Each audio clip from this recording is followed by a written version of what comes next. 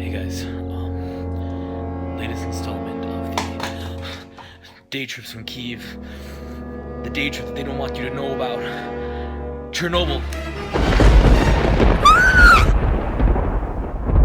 It's early as fuck, and I don't know how to get this part of my hair down.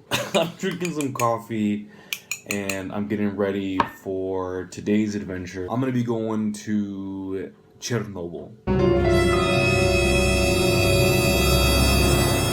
the place of the famous nuclear power plant accident. If you're George Bush, a nuclear accident that occurred on April 26, 1986. The actual accident or incident, however you want to call it, depending on whether or not you are a Soviet official, actually didn't happen in Chernobyl itself. It happened in a city called Pripyat. Okay, it's 6:30 in the morning here in Kyiv. I'm on my way to the train station. Today's gonna be a good day because even though it's raining outside and it's super fucking crappy, my trolley bus is on time. Okay, so this is Kyiv. I will be leaving Kyiv right now and all of its beauty to go to Chernobyl. Oh, Kyiv. You're a hard one to love. Get to Chernobyl, you have to take a state-registered tour company. I took Go to Chernobyl, which was the cheapest option at the time, at about $80 per person for foreign citizens. However, you can also take a private tour, but that's going to get really expensive really quickly. The journey to Chernobyl takes about 3 hours from Kyiv.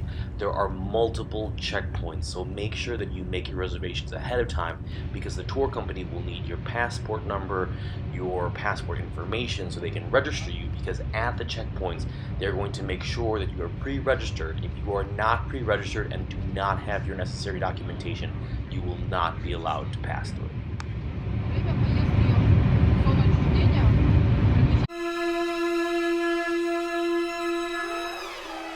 Okay, so we just cleared the gate which separates the non-radioactive and the radioactive side of Chernobyl. My shirt is already glowing because of the radiation. I'm hella fucking tired, but about to get to Chernobyl. Next stop. Okay, so here at the entrance of Chernobyl, nuclear sign up there on top. That's what we call foreshadowing, folks. But it's important to remember that Chernobyl was a very large city before the nuclear accident. Chernobyl was founded back in the 12th century under Kievan Rus, then became part of Lithuania, then became part of Poland, and then eventually was taken over by the Russian Empire. Historically, it's been a very important city, and is also renowned as being one of the centers of Hasidic thought. The word Chernobyl in Slavic languages actually translates to wormwood, which is a type of herb that grows in the area.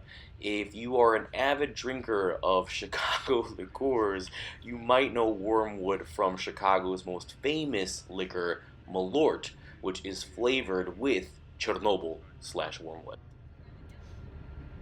We're here at Memorial Park, which was built 25 years after the accident, and it shows all of the villages that were abandoned after the nuclear explosion.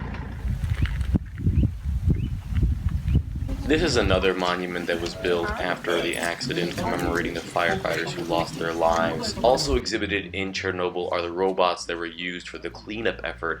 I think that we forget that this was the 80s, so robots were basically Tonka trucks. I have found my first radioactive kitty.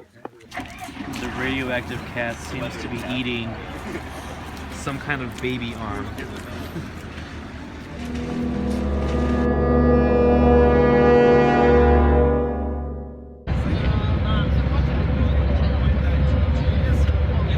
We're in front of reactors 5 and 6. The Chernobyl explosion happened in reactor number, wait for this thing, reactor number 4. before, but this entire complex was being built at that time. So over here we have levels 5 and 6 that were being built during that time. They were never finished. This entire area is still highly radioactive because it was not cleaned. So going anywhere past the fence is not allowed. This water was the cooling water used for the cooling towers, so this water is also highly contaminated and highly radioactive. Okay folks, top secret footage here. This is where the actual explosion happened. To the left is the old sarcophagus. That is the concrete structure that was built over the reactor when it first exploded to control radiation. To the right is the new sarcophagus. It's going to be slid over the old sarcophagus to stop the amount of radiation that is still coming out of the old sarcophagus. Behind the statue, the old sarcophagus. Okay, Christina, so what is that? Tell me what this is. I don't know what it is. It's a meter. It's a dosimeter. But what is it called? Okay, thanks. What is it called? Dosimeter. It's a dosimeter. Measures doses. It measures doses, and this is the dosage of radiation that we are currently getting. How many nipples should we expect to grow after this? About 3 or 4? At least a dozen? Okay. Cat body realness. I'm into it. But the beeping means it's like bad, right? Yeah.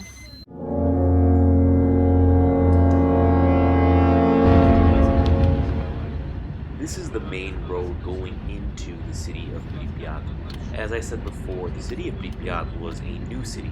It was founded in 1970, so at this point it was only 16 years old, and its population was somewhere around 50,000. The road getting into Pripyat, as you can imagine, has not been taken care of, so it is a bumpy ride. These buildings that are flanking the main road between Pripyat and Genina are the housing complexes built during the Soviet Union to house the workers of Chernobyl power plant as well as their families. We're talking very educated, very privileged Soviet workers who live in the city. Okay, so this is the city of Pripyat, which was the most affected by the fallout from the nuclear catastrophe. This is an abandoned city. This over here was actually the center of the city. So over here we have the Dvorets Kultury, which was the House of Culture. There is a hotel over here. Behind me is some theaters. And then over here we have the actual downtown area where the housing units were. Whole place abandoned. Over here in the corner we have a restaurant right there in the corner. Restaurant. Obviously closed.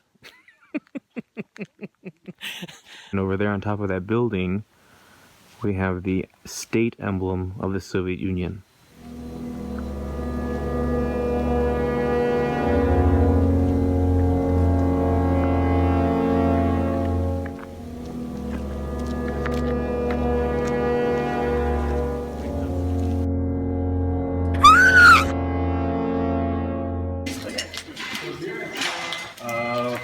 Звичайно, щось крали, як же ж без цього. Ну, такого масового мародерства тут не було. Потім після цього знов таки солдати знайшли патріотів. Вже все так було.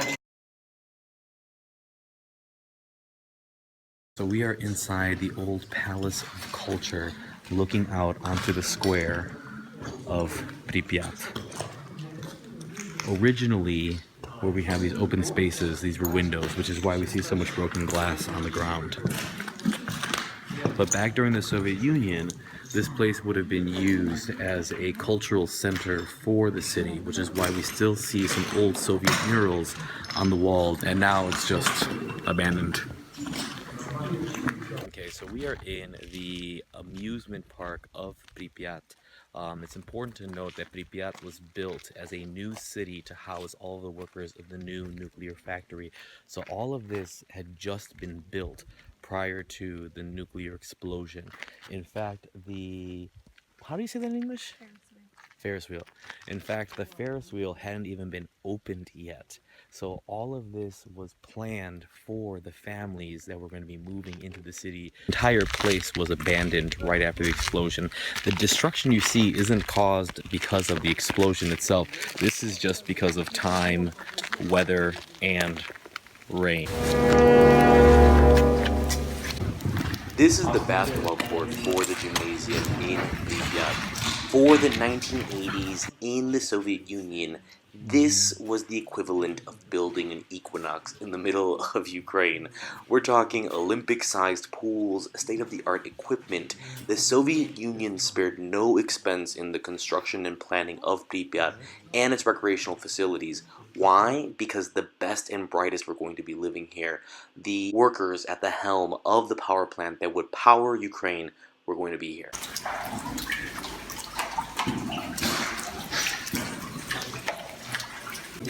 This is what remains of the old school in Pripyat, a very sobering experience because when walking around the school grounds you instantly realize just how quickly people had to flee the city. Strewn across the floors are old textbooks, homework assignments on the walls, posters for school events. People were not expecting for this to happen, and it was business as usual in Pripyat up to the moment of the nuclear explosion.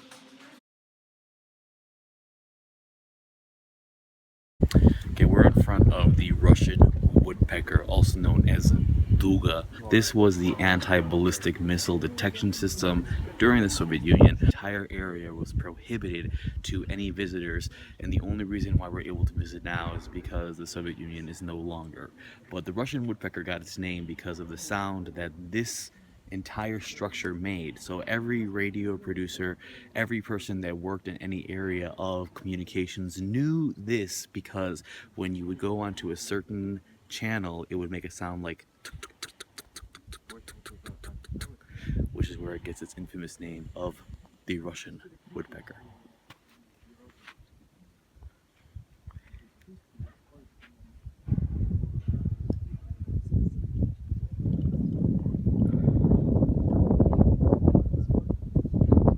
Okay, so that about concludes my video for a day trip to Chernobyl.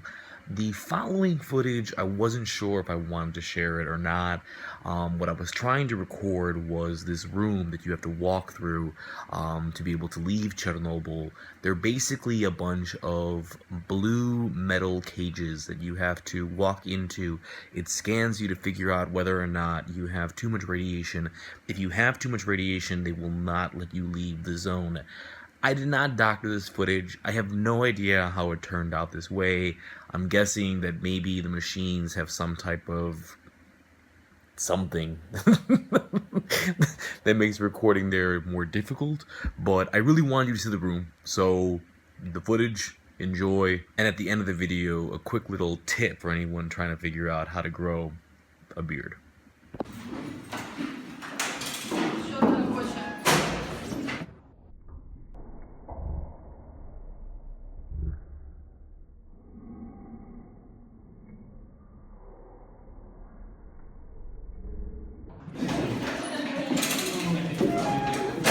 My beard is filled with radioactive rainwater. So for those of you out there that want to know how do you get this lustrous beard, Chernobyl radioactive rainwater is the way to go.